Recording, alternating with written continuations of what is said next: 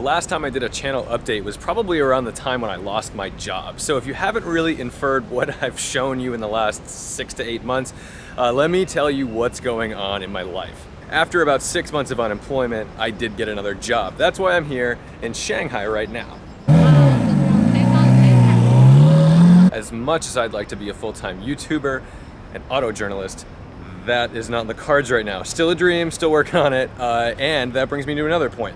I am now a contributor for Winding Road magazine, thanks to Chris Amos, the topher, who is blowing up right now on his personal channel. For Winding Road magazine, I'm doing point of view drives of some oddball cars. Chris Osberg and Chris Amos are doing point of view drives of a lot of press cars because they have the ability to do that. As far as the Tedward Drive channel goes, I've been doing tons of road trips. In the last few months, I've taken you across the country, up the East Coast.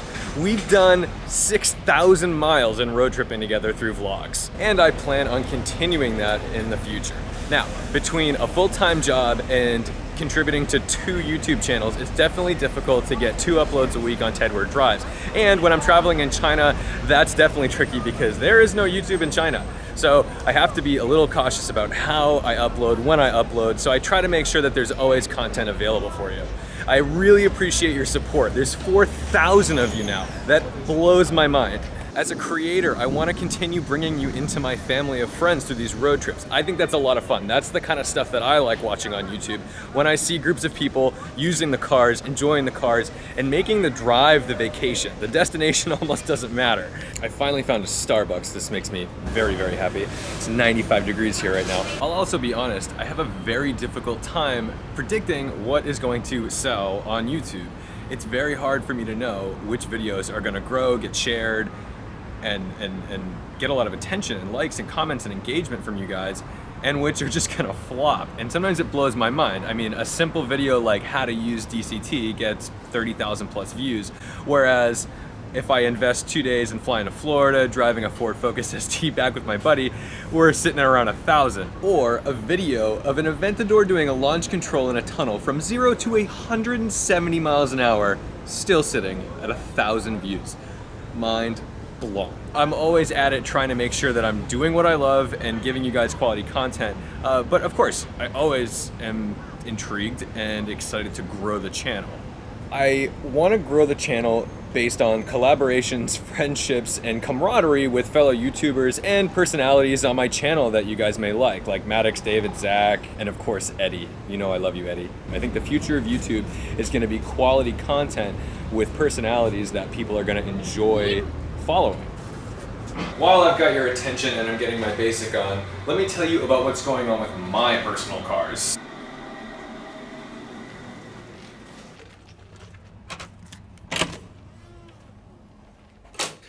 The Porsche needs tires. It's on these really old Fusions that are destroyed and dry rotted and gross. So that's gonna get some RE11s. RE11s are not my first choice, but they do fit. And it's really hard to find tires that fit those 16-inch Fuchs. It's a total nightmare. So the other option is to get another set of wheels, which I think would be fine. Maybe I'll get a 17-inch set of wheels that'll allow me to put pretty much anything I want on the car. That'll be in the future, but at the very least, I gotta wrap the Fuchs in the RE11s. Step 2 on the Porsche, it's time to remove that junky, awful vinyl on the front. I've been afraid to do it because I'm honestly afraid to find what's beneath it, whether it's gonna be a nightmare to get the adhesive off or if the front end just has scratches and stuff. The M5, this is a tricky one. It's for sale. But I don't really know if I want to sell it. I love the car. They're appreciating. Why is this car appreciating? This is so strange to me. I don't understand it, but it is. And, you know, I have no problem making a little bit of money off of it, but I'm also not trying to make a killing. So if it goes, it goes. Great. The other side to that is maybe it's a forever car and I just put the money into it to make it perfect and keep it and continue driving it the way I drive it, which is very little. And the M3.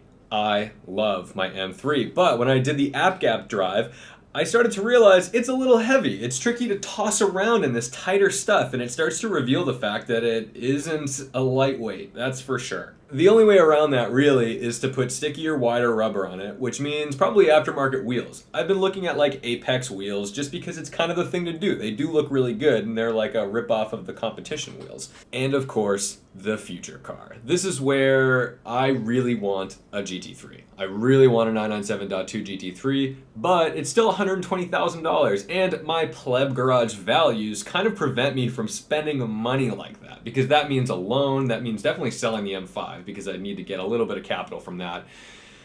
But God, it's good. In the long run, thank you so much for subscribing. Thank you so much for your support. Thank you so much for your positive comments. And I love it when I meet you guys at car events. More and more, you guys are coming up to me. More and more, you're coming up to my friends because you know them from the videos. That is too friggin' cool. Thank you so much for watching. Don't forget to respect the drive.